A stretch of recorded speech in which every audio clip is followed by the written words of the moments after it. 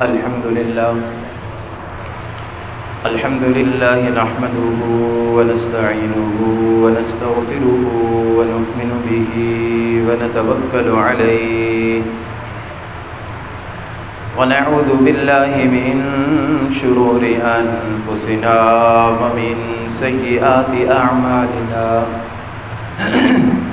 من يهده الله فلا مضل له ومن يضلله فلا هادي له ونشهد أن لا إله إلا الله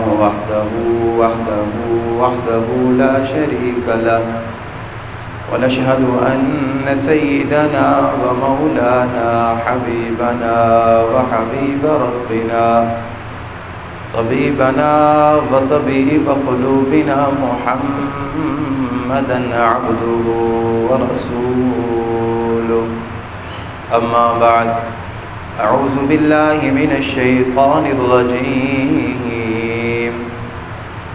بسم الله الرحمن الرحيم ومن الناس من يقول آمنا بالله وباليوم الآخر وما هم بمؤمنين وقال تبارك وتعالى في مقام آخر إنا عرضنا الأمانة على السماوات والأرض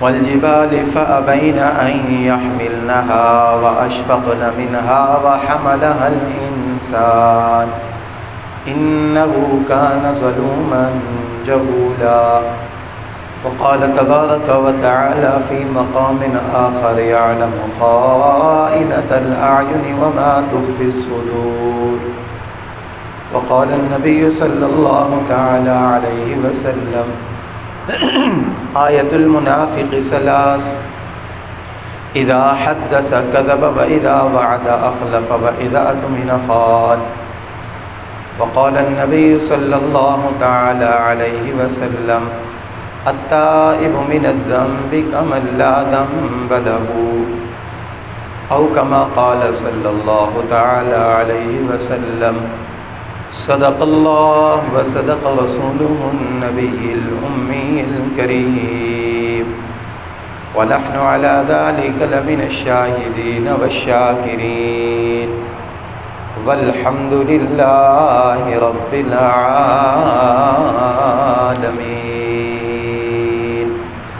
يا رب صل وسلم دائما أبدا على حبيبك خير الخلق كلهم هو الحبيب الذي ترجى شفاعته لكل هول من الأهوال مقتحم درود شریف پر اللهم صل على محمد وعلى آل محمد كما صليت على إبراهيم وعلى آل إبراهيم إنك حميد مجيد اللهم بارك على محمد وعلى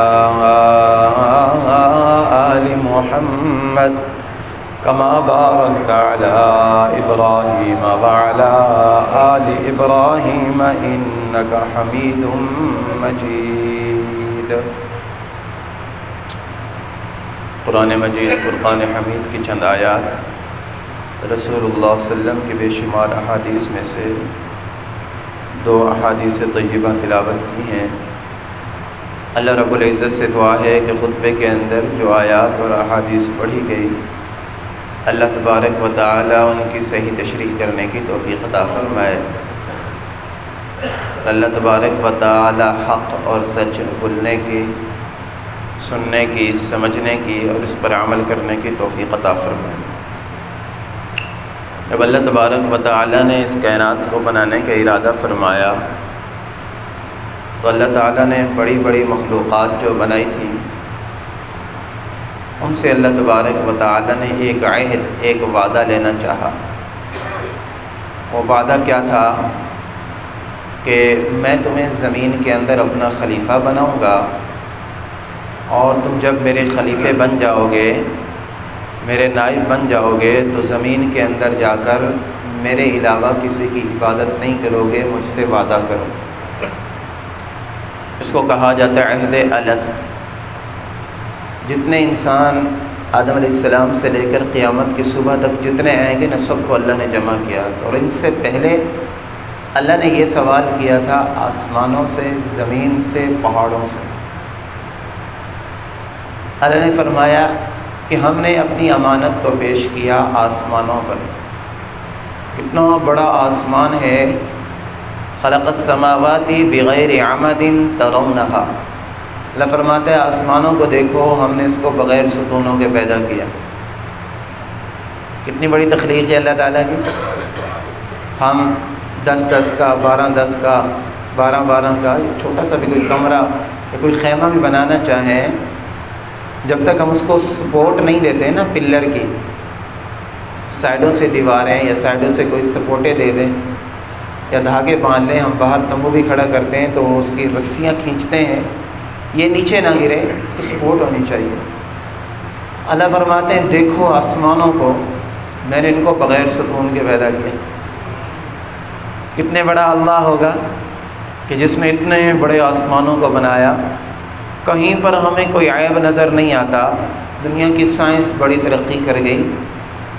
سائنسدانوں کو بولیں دکھائیں کہیں سے جہاں سے آسمانوں کی گرفت ہو، جہاں سے انہوں نے پکڑا ہوا ہو، کوئی رسیاں لگی ہوئی ہو کہ یہ آسمان نیچے نہ گرے. تو کافر بھی کہنے پہ مجبور ہوتا ہے کہ اللہ اللہ ہے. وَلَئِن سَأَلْتَهُم مَّنْ خَلَقَ السَّمَاوَاتِ وَالْأَرْضَ. اللہ فرماتے ہیں کہ میرے محبوب اگر آپ ان سے پوچھیں نا، یہ مشرکین سے، من خلق السماوات والارض، یہ آسمانوں اور زمین کو کس نے پیدا کیا، لَيَقُولُنَّ اللَّهُ، تو وہ لازماً کہیں گے کہ اللہ نے پیدا کیا. ہندو مذہب والے آج بھی کہتے ہیں اوپر والے نے بنایا ہے، اور سب خداؤں کا بڑا خدا وہ اللہ کو مانتے ہیں. یہ ہے کہ وہ نام کوئی اور رکھتے ہیں لیکن اللہ کو مانتے ہیں. اتنا بڑا آسمان اللہ نے بنایا، اس کے اندر اللہ نے کتنی طاقت رکھی ہوگی. تو اللہ نے آسمانوں سے پوچھا کہ کیا تم میری امانت کا بوجھ اٹھا سکتے ہو، میرے نائب زمین کے اوپر بن سکتے ہو. تو آسمانوں نے کہا کہ پروردگار عالم، آپ کا حکم ہے تو ٹھیک، لیکن ہمارے اندر اتنی سکت اور طاقت نہیں ہے کہ ہم زمین کے اوپر آپ کے نائب بن سکیں. اس لیے اگر آپ ہمیں یہ حکم نہ دیں، ہم اس کی طاقت نہیں رکھتے ہیں. فَأَبَيْنَ أَن يَحْمِلْنَهَا وَأَشْفَقْنَ. وہ ڈر گئے، لیکن اتنی بڑی ذمہ داری ہم نہیں اٹھا سکتے. پھر اللہ نے زمینوں کے سامنے یہ ذمہ داری پیش کی. وَالْأَرْضِ، زمینوں کے سامنے، ہاں زمینیں تم بتاؤ کیا تم یہ ذمہ داری، یہ امانت اٹھا سکتی ہو. کتنی بڑی بڑی زمینیں ہیں، کہ کتنی سخت سخت زمینیں ہیں، وادیاں ہیں، بڑے بڑے محلات ہیں اس کے اوپر، اور پتہ نہیں کہاں تک پھیلی ہوئی ہے زمین. زمینوں نے بھی کہا کہ پروردگار عالم، ہمارے اندر یہ طاقت نہیں ہے. پھر اللہ نے والجبال، یہ 3 مخلوقیں نا بڑی طاقتور ہم سمجھتے ہیں، والجبال. تیسرے نمبر پر اللہ تبارک و تعالیٰ نے پہاڑوں سے کہا، اور پہاڑوں کو اللہ نے تشبیہ دی ہے میخوں کے ساتھ، کیلوں کے ساتھ. وَأَلْقَى فِي الْأَرْضِ رَوَاسِيَ. اللہ فرماتے ہیں کہ زمین کے اندر ہم نے میخوں کو گاڑ دیا ہے. زمین تو پانی کے اوپر بچھی ہوئی ہے نا، تو یہ پہاڑ اللہ نے میخوں کی طرح بنائے، اس کے اوپر بڑے بڑے یہ کیل لگا دیے ہیں تاکہ یہ زمین ہلے نہ. جس اللہ نے کیل اتنے بڑے بڑے بنائے، وہ اللہ کتنی طاقت والا ہوگا. اس اللہ کی کیا طاقت ہوگی. یہ بادل باہر گھوم رہے ہیں نا، ایک بادل پانی کا بھرا ہوا، کوئی بندہ اوپر اڑا کر دیکھا، ہم چھوٹا سا شاپر بھی اوپر نہیں پھینک سکتے، نیچے آ جاتا ہے. زمین کے اندر کشش ثقل ہے، زمین اپنی طرف کھینچتی ہے چیزوں کو. یہ کیسی اللہ کی طاقت ہے. اللہ فرماتا ہے دیکھو کہ میں نے بادل پانی کے بھرے ہوئے، کروڑوں ٹن ان کے اندر پانی ہوگا، تمہارے اوپر ایسے جا رہے ہیں، تمہارے اوپر نیچے نہیں گرتے. اگر یہ نیچے گر جائیں تو یہ زمین کو ڈبو دیں گے. یہ جو ہم مانگ رہے ہیں نا، یہ تو اللہ کی ایک طاقت ہے نا. اللہ کی طاقت ہے کہ اللہ چھوٹی چھوٹی بارش کے قطروں کو حکم دیتے ہیں کہ تم جا کر گرو زمین کے اوپر. اور پھر ہر ایک قطرے کے ساتھ اللہ ایک فرشتے کو بھیجتا ہے. ہر ایک قطرے کے ساتھ ایک فرشتہ آتا ہے، اس کو پتہ ہوتا ہے کہ اس قطرے نے زمین کی فلاں جگہ پر پہنچنا ہے. یہ چھوٹا سا پتھر آپ اوپر گرائیں، اوپر سے نیچے ہے اور یہاں پر آ کر لگے تو کتنی طاقت سے لگتا ہے. یہ پانی جب اوپر سے آتا ہے، اگر اس کے ساتھ فرشتے نہ ہوں یہ تو ہمارے سروں کے اندر سوراخ کر دیں گے، کتنی سپیڈ سے آ رہا ہے اور کتنا اوپر ہے، کئی سو میل کہتے ہیں، کئی سو کلومیٹر اوپر ہوتا ہے، اور وہاں سے یہ پانی نیچے آ رہا ہوتا ہے۔ تو یہ اللہ ہے، اس کو چلانے والا، اس کائنات کے نظام کو چلانے والا اللہ ہے، بادلوں کے اندر پانی بھرنے والا اللہ ہے، اور سمندر سے نمکین پانی اٹھا کر اس کو میٹھے میں تبدیل کر دیتا ہے۔ اللہ نے فلٹریشن پلانٹ وہاں لگایا، یہ اللہ کی طاقت ہے۔ ہم جانتے ہیں نا، آپ حضرات جانتے ہیں سارے، کہ شام کو جب سمندر کے پاس جاتے ہیں وہاں سے نمکین پانی جا رہا ہوتا ہے، نمکین پانی کے بخارات اوپر اٹھتے ہیں، پھر یہ بادل کے اندر جاتے ہیں، پھر یہ بادل جب اوپر سے برساتا ہے تو میٹھے پانی میں تبدیل ہو جاتے ہیں۔ تو اللہ تبارک و تعالی نے ان کو کہا، پہاڑوں کو، والجبال، پہاڑوں کو کہا کہ ہاں بتاؤ تم یہ عہد کرتے ہو مجھ سے؟ وہ بھی دست بستہ کھڑے ہو گئے کہ پروردگار عالم، ہم آپ کے ساتھ یہ عہد اور وعدہ نہیں کر سکتے، ہم آپ کی امانت کے بوجھ کو نہیں اٹھا سکتے۔ پھر اللہ تبارک و تعالی نے حضرت انسان کو بلایا، وحملها الانسان، اللہ نے سارے انسانوں کو، آدم علیہ السلام سے لے کر قیامت کی صبح تک جتنے انسان آئے گے نا، سب کو چیونٹی کی شکل میں پیدا کیا۔ پوری زمین یہ بھری ہوئی تھی ان سے، انسانوں سے، چھوٹی چھوٹی چیونٹی کی شکل کے اندر، کیڑی کی شکل کے اندر ہے۔ تو اللہ نے ان سب سے پوچھا، ہاں بھائی، الستُ بربکم، کیا میں تمہارا پروردگار نہیں ہوں؟ قالوا بلا، سب نے کہا ہاں، کیوں نہیں، شہیدنا، ہم سارے گواہی دیتے ہیں کہ آپ ہی ہمارے پروردگار عالم ہیں، اور ہم آپ ہی کی عبادت کریں گے، دنیا کے اندر جا کر آپ ہی کی بات مانیں گے۔ تو اللہ تبارک و تعالی نے اس امانت کا بوجھ حضرت انسان کو دے دیا۔ جب اس نے یہ اٹھایا تو اللہ نے فرمایا وَلَقَدْ كَرَّمْنَا بَنِي آدم، اللہ نے تمام مخلوقات کا سردار بنی آدم کو بنا دیا۔ وَحَمَلْنَاهُمْ فِي الْبَرِّ وَالْبَحْرِ، اللہ نے اس کو حکومت دے دی کہ اتنے بڑے سمندر کے اندر چھوٹی سی کشتی، چھوٹا سا جہاز یہ لے کر جاتا ہے، اللہ اس کو اس کے تابع کر دیتا ہے۔ اتنی بڑی فضائیں، ان کے اندر یہ جہاز کو اڑاتا ہے، فضا کے اندر جاتا ہے، اللہ اس کی حفاظت کرتا ہے۔ وَحَمَلْنَاهُمْ فِي الْبَرِّ وَالْبَحْرِ، ہم نے اس کو خشکی اور تری کے اندر سوار کر دیا۔ اور پھر اللہ نے انسان کی خدمت کے اندر سورج کو لگا دیا، انسان کی خدمت کے اندر چاند کو لگا دیا، انسان کی خدمت کے اندر زمین کو لگا دیا، انسان کی خدمت کے اندر چرند پرند جانوروں چوپاؤں کو لگا دیا۔ یہ سارے کے سارے انسان کی خدمت کے لیے بنا دیے، انسان کو مخدوم کائنات بنا دیا۔ اور پھر اللہ نے انسان کو کہا کہ میرے بندہ، تجھے میں نے مخدوم کائنات اس لیے بنایا ہے کہ تو صرف اور صرف میری ہی عبادت کر۔ وما خلقت الجن والانس الا لیعبدون، کہ میں نے جنات اور انسانوں کو صرف اپنی عبادت کے لیے پیدا کیا ہے۔ تو یہی وعدہ اللہ تبارک و تعالی نے مجھ سے، آپ سے یہ لیا تھا۔ عہد الست، عالم ارواح کے اندر جب ہم تھے وہاں پر اللہ تبارک و تعالی نے ہم سے یہ وعدہ لیا تھا، اور ہم اللہ سے یہ وعدہ کر کے آئے ہیں۔ اللہ سے وعدہ پورا کرنا ہماری ذمہ داری ہے۔ پھر کیا ہوا کہ جب لوگ دنیا کے اندر آئے، دو طبقوں میں تقسیم ہو گئے، کچھ مسلمان بن گئے، کچھ کافر بن گئے۔ مسلمان وہ جو اللہ اور اللہ کے رسول کی مان کر چلتے ہیں، اور کافر وہ جو اللہ کو بھی نہیں مانتے، اللہ کے بھی نہیں مانتے، اللہ کے رسول کو بھی نہیں مانتے اور اللہ کے رسول کی بھی نہیں مانتے، وہ کافر ہوتے ہیں۔ ایک درمیان والا طبقہ آیا جس کے بارے میں اللہ قرآن میں کہتے ہیں وَمِنَ النَّاسِ مَن يَقُولُ، لوگوں میں سے کچھ لوگ ایسے ہیں جو کہتے ہیں آمنا باللہ وبالیوم الآخر، ہم اللہ پر اور آخرت کے دن پر ایمان لے کر آئے ہیں۔ کیا کہتے ہیں؟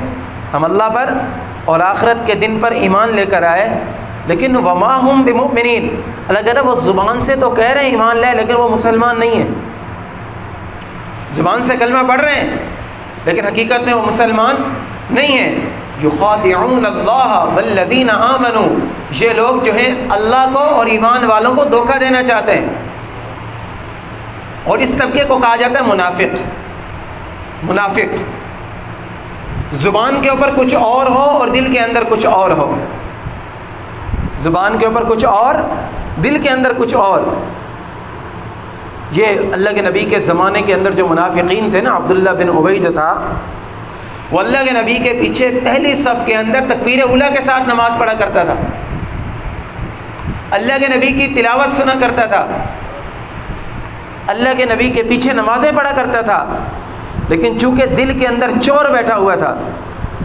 وَإِذَا قِيلَ لَهُمْ آمِنُوا كَمَا آمَنَ النَّاسِ، جب ان سے کہا گیا کہ ایمان لاؤ جیسے لوگ ایمان لے کر آئے ہیں، جیسے صحابہ ایمان لے کر آئے ہیں، قَالُوا أَنُؤْمِنُ كَمَا آمَنَ السُّفَهَاءُ، وہ کہتے بھئی ہمیں تو اپنا یہودی مذہب پسند ہے، ہم ان کی طرح کیسے ایمان لے کر آئیں، ہم اپنے آباء و اجداد کے دین کو کیسے چھوڑ دیں؟ ہاں، ہم ان کے اندر گھسے ہوئے ہیں ان کی باتیں ٹٹولنے کے لیے، ان کی باتیں تلاش کرنے کے لیے۔ اور منافقین مسلمانوں کے درمیان بیٹھتے تھے اور نجی گفتگو سنا کرتے تھے، پھر یہاں سے سن کر جا کر یہودیوں کو بتایا کرتے تھے۔ اللہ نے فرمایا ان المنافقین فی الدرک الاسفل من النار، کہ منافقین جو ہیں وہ جہنم کے نچلے ترین طبقے کے اندر ہیں، کافروں سے بھی نیچے جن کا ٹھکانہ بنایا گیا وہ منافقین۔ فرمایا ولن تجد لهم نصیرا، ان کا کوئی مددگار نہیں ہوگا وہاں پر قیامت کے، جب جہنم میں ان کو گرایا جائے گا تو وہاں پر ان کا کوئی مددگار نہیں ہوگا، کیونکہ سفارشی ذات جس کو اللہ تبارک و تعالی نے سفارش کا اختیار دیا ہے وہ ذات تو حضرت محمد الرسول اللہ کی ذات ہے۔ اور جنہوں نے اللہ کے محبوب کے ساتھ دھوکہ کرنے کی کوشش کی، دنیا کے اندر تکلیفیں دی، معاشرے کے اندر تکلیفیں دی، لوگوں کے درمیان تکلیفیں دی، اور ہر طرح سے مسلمانوں کو توڑنے کی کوشش کی، مسلمانوں کی طاقت کو کمزور کرنے کی کوشش کی، اللہ فرماتے ہیں کہ ایسے لوگ جو ہیں نا، ان کو جہنم کے اندر اور قیامت کے دن میدان محشر کے اندر کوئی مددگار نہیں ملے گا۔ قرآن پاک کے اندر اللہ نے ایک پوری سورت نازل کی جس کو کہا جاتا ہے سورۃ المنافقون، 28ویں سپارے کے اندر ہے، اور پہلی آیت کیا ہے؟ اذا جاءک المنافقون قالوا نشهد انک لرسول اللہ، اے میرے محبوب جب آپ کے پاس منافقین آتے ہیں کیا کہتے ہیں؟ ہم گواہی دیتے ہیں کہ آپ اللہ کے رسول ہیں۔ اللہ فرماتے ہیں واللہ یعلم انک لرسول، اللہ تبارک و تعالی جانتے ہیں کہ آپ اللہ کے رسول ہیں، واللہ یشہد ان المنافقین لکاذبون، لیکن اللہ گواہی دیتا ہے کہ منافقوں کی زبان ان کے دل کا ساتھ نہیں دے رہی، یہ منہ کے کچھ اور ہیں اور اندر کے کچھ اور ہیں۔ غزوہ احد کے موقع پر جب مشرکین مکہ مدینہ کے اوپر حملہ کرنے کے لیے آ رہے تھے، احد کے میدان کے اندر رسول اللہ صلی اللہ علیہ وسلم جب نکلے ہیں ان کو لے کر مسلمانوں کو، تو عبداللہ بن ابی جو تھا اس نے کہا چونکہ میرا مشورہ نہیں مانا گیا اس لیے میں یہ چاہتا ہوں، میرا مشورہ چونکہ نہیں مانا گیا، میرے ساتھ جتنے لوگ ہیں وہ سارے میدان احد کو چھوڑ کر مدینہ واپس آ جائیں۔ 300 لوگوں نے میدان احد کے اندر مسلمانوں کا ساتھ چھوڑ دیا اور مدینہ کے اندر واپس چلے گئے۔ اب پیچھے 700 رہ گئے تھے، اور جب بھی دین کے اوپر قربانی دینے کی باری آتی تھی تو یہ منافقین پیچھے ہٹتے تھے۔ کیا کہتے تھے؟ کہ ہمارے گھر اکیلے ہیں، ہم نے پیچھے اپنے گھر کا خیال کرنا ہے، ہماری کھیتی باڑی کا خیال کرنا ہے، ہمارے بچوں کا خیال کرنے والا کوئی نہیں، ہمارے والدین ضعیف ہیں، لیکن وہ ایسے بہانے تراشتے تھے۔ سورۃ التوبہ جو پچھلے دنوں درس چل رہا تھا، پوری سورت کے اندر ان کی نشانیاں بیان کی گئی ہیں کہ ان کے یہ کام ہوا کرتے تھے۔ تو اللہ کے نبی کے جو دور کے جو منافق تھے نا، وہ تھے منافق اعتقادی۔ اعتقادی منافق کا کیا معنی ہوتا ہے؟ کہ جس کا عقیدہ اس طرح ہو، وہ دل سے ایمان لائے ہی نہیں تھے تو ان کا انجام ہوگا کافروں کے ساتھ، وہ تو ایمان ہی نہیں لائے تھے۔ لیکن اللہ کے نبی نے فرمایا کہ کچھ لوگ ایسے ہیں کہ جن کے اندر عملی نفاق پایا جاتا ہے۔ عملی نفاق کیا ہے؟ کہ اعتقادی طور پر تو ٹھیک ہے وہ مسلمان ہوں گے، لیکن جانے انجانے ان کے اندر کچھ بیماریاں ایسی پیدا ہو جائیں گی کہ جو ان کے ایمان کو کھا رہی ہوں گی۔ تو اللہ کے نبی نے منافق کی علامتیں بتائی ہیں، نشانیاں بتائی ہیں۔ مسلمانوں کو چاہیے کہ ان نشانیوں سے بچے۔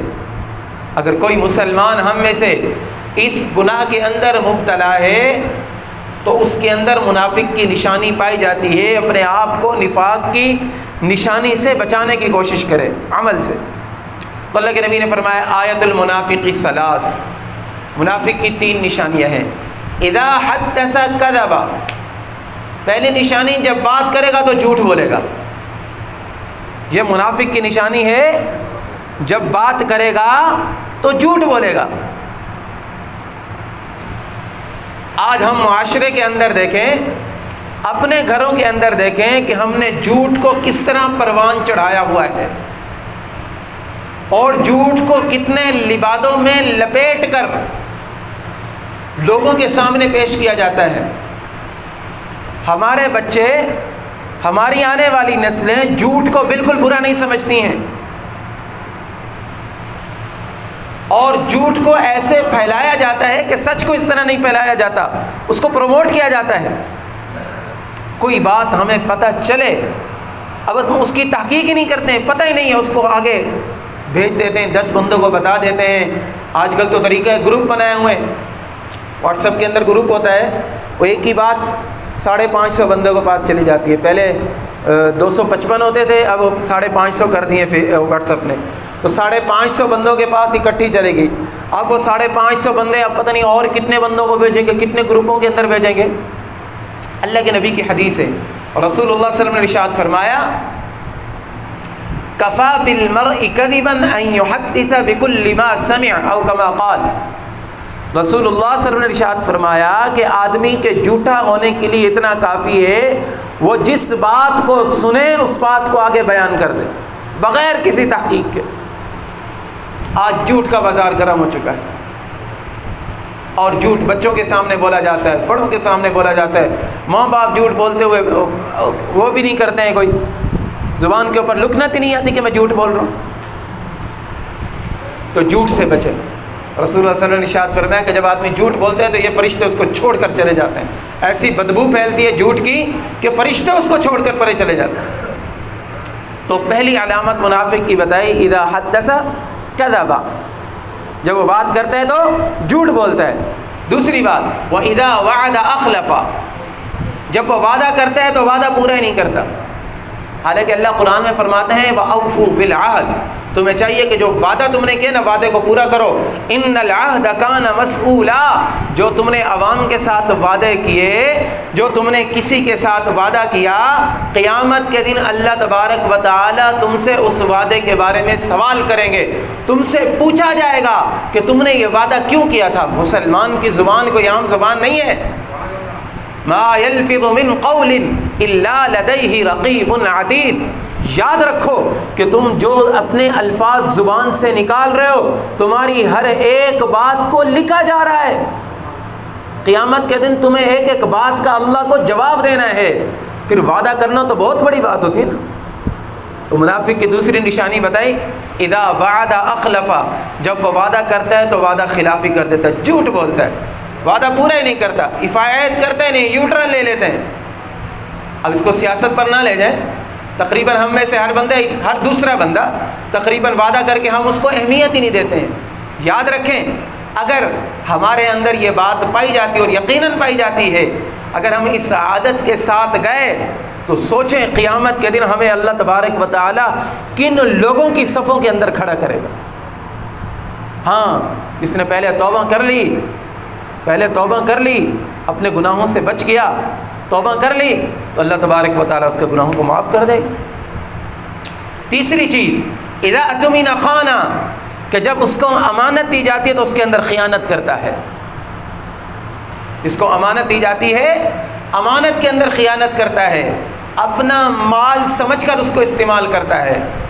امانت کا مفہوم کیا ہے کہ کوئی آدمی آپ کو کوئی چیز امانتاً دے، یہ میرے پیسے ہیں آپ رکھ لو، یہ میرے پیسے ہیں آپ رکھ لو، اور آپ سمجھتے ہیں کہ ٹھیک ہے میں نے رکھ لیے، اس کو بند کر کے رکھ دیا ٹھیک، لیکن اگر اس کو اپنا مال سمجھ کر استعمال کر رہے ہیں، اس کے اندر خیانت کر رہے ہیں، تو دیکھیں یہ کس کی علامتوں کے اندر شمار ہو۔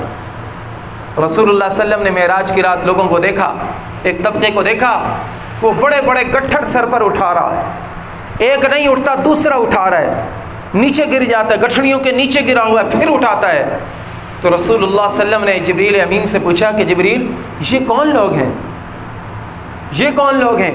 جبریل امین نے عرض کی یا رسول اللہ صلی اللہ علیہ وسلم یہ آپ کی امت کے خائن ہیں، یہ آپ کی امت کے خائن ہیں کہ جن کے پاس لوگ امانتیں رکھواتے تھے، وہ اٹھا نہیں سکتے تھے امانت کا بوجھ، لیکن ہر کسی سے امانتیں لیتے رہتے تھے اور امانت کے اندر خیانت کیا کرتے تھے۔ تو کتنا برا انجام ہونے والا ہے۔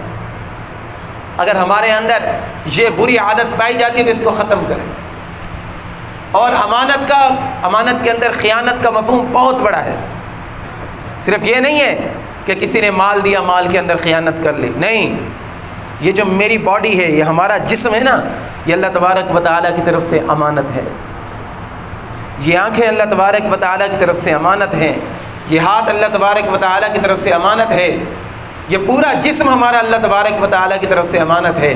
اللہ نے یہ امانت دے کر ہمیں بتایا ہے کہ میرا بندہ تو نے اس کو کہاں کہاں استعمال کرنا ہے۔ یہی وجہ اللہ فرماتے ہیں یعلم خائنۃ الاعین وما تخفی الصدور، اللہ تبارک و تعالیٰ آنکھوں کی خیانت کو جانتا ہے کہ تم اپنی آنکھوں کو کہاں استعمال کر رہے ہو، اللہ جانتا ہے۔ آنکھوں کی خیانت کو اللہ تبارک و تعالیٰ جانتا ہے، دل کی منافقت کو اللہ تبارک و تعالیٰ جانتا ہے۔ اللہ نے آنکھیں اس لیے دی کہ اس کو اللہ کی فرما برداری کے کاموں کے اندر خرچ کیا جائے۔ اب ہم آنکھوں کو کہاں کہاں استعمال کرتے ہیں ہر بندہ بخوبی جانتا ہے۔ اللہ نے قدم اس لیے دیے کہ یہ نیکی کے کام کی طرف دوڑیں، یہ ہمارے قدم نیکی کے کام کی طرف چلیں۔ اگر یہ برائی کی طرف چل رہے ہیں تو ہم امانت کے اندر خیانت کر رہے ہیں۔ اللہ نے زبان کس لیے دی؟ زبان اللہ نے اس لیے دی کہ اس زبان سے بری بات نہ نکلے، لیکن اگر ہم زبان سے بری باتیں نکال رہے ہیں تو ہم امانت کے اندر خیانت کر رہے ہیں۔ اللہ تبارک و تعالیٰ نے ہمیں جسم اور روح اس لیے دیا کہ اپنے آپ کو ہم اللہ تبارک و تعالیٰ کے احکام کے اندر خرچ کریں۔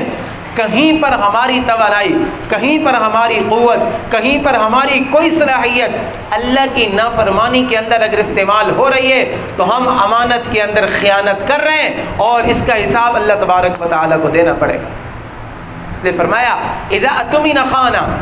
تیسری علامت منافق کی یہ بتائی کہ جب اس کے پاس امانت رکھوائی جاتی ہے تو وہ امانت کے اندر خیانت کرتا ہے۔ سبحان اللہ، ہم کس کے نام لیوا ہیں؟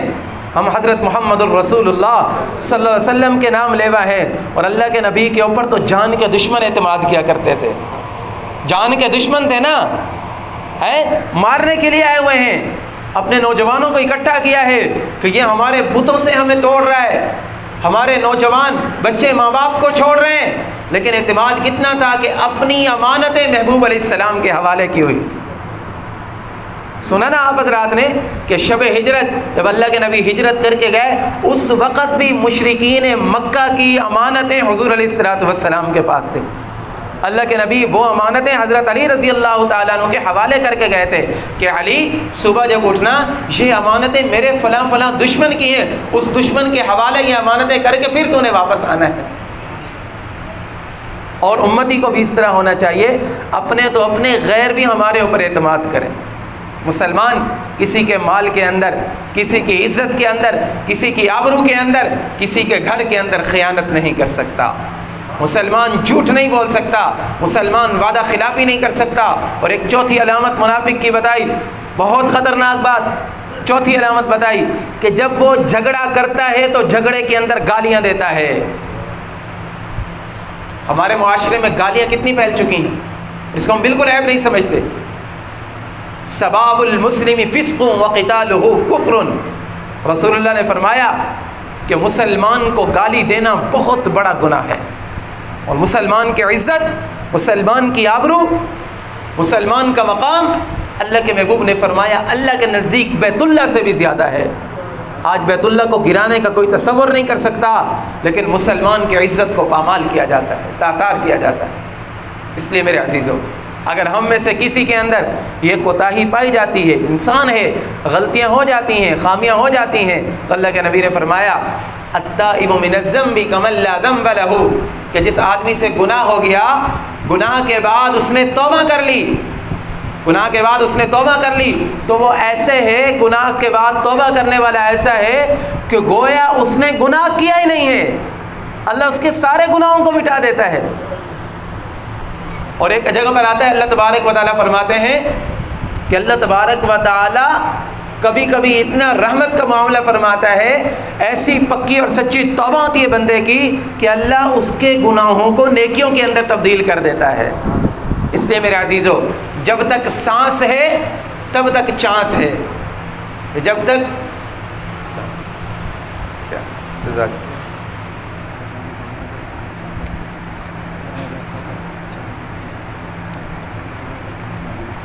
ٹھیک چلو ٹھیک۔ تو اگر ہمارے اندر کہیں پر کوئی کمی اس طرح پائی جاتی ہے تو اس سے ہم توبہ کر لیں۔ توبہ کا دروازہ اللہ تبارک و تعالیٰ نے کھولا ہوا ہے۔ اور آخری اور اہم بات یہ ہے کہ اگر ہم میں سے کوئی بندہ اس بیماری کے اندر مبتلا ہے تو ہم میں سے کسی کو یہ رائٹ نہیں ہے کہ ہم کسی کے اوپر منافقت کا ٹھپا لگا دیں۔ ہم میں سے کسی کا اختیار نہیں ہے کہ اگر کوئی بندہ کسی گناہ کے اندر ہے ہم کہہ دیں یار یہ تو ہے منافق۔ اللہ تبارک و تعالی، اللہ کے محبوب نے فرمایا کہ اگر کسی مسلمان نے کسی مسلمان کے گناہ کا، عیب کا مذاق اڑایا، کسی کے عیب کا مذاق اڑایا، اللہ تبارک و تعالی اسے اس وقت تک موت نہیں دے گا جب تک اللہ خود اسے اس بیماری کے اندر مبتلا نہیں کر دے گا۔ اس لیے ہر قدم ہمیں سوچ سمجھ کر اٹھانا چاہیے۔ اللہ رب العزت سے دعا ہے کہ جو معروضات پیش کی اللہ تبارک و تعالی عمل کی توفیق عطا فرمائے، آمین۔ وآخر دعوانا ان الحمدللہ رب العالمین۔ ماشاءاللہ بھئی یہ حافظ نسیم صاحب انہوں نے 10,000 روپے خدمت کی ہے، ان میں سے 4,000 روپے مسجد کے ہیں، 3,000 روپے یہاں پر قاری صاحب کے، 1,000 روپے اس قاری صاحب کا اور 2,000 روپے مسجد کا۔ تمام حضرات دعا کریں کہ اللہ تبارک و تعالی اس کا ایصال ثواب ان کی والدہ مرحومہ تک پہنچا دے، اللہ تبارک و تعالی قبول و منظور فرمائے۔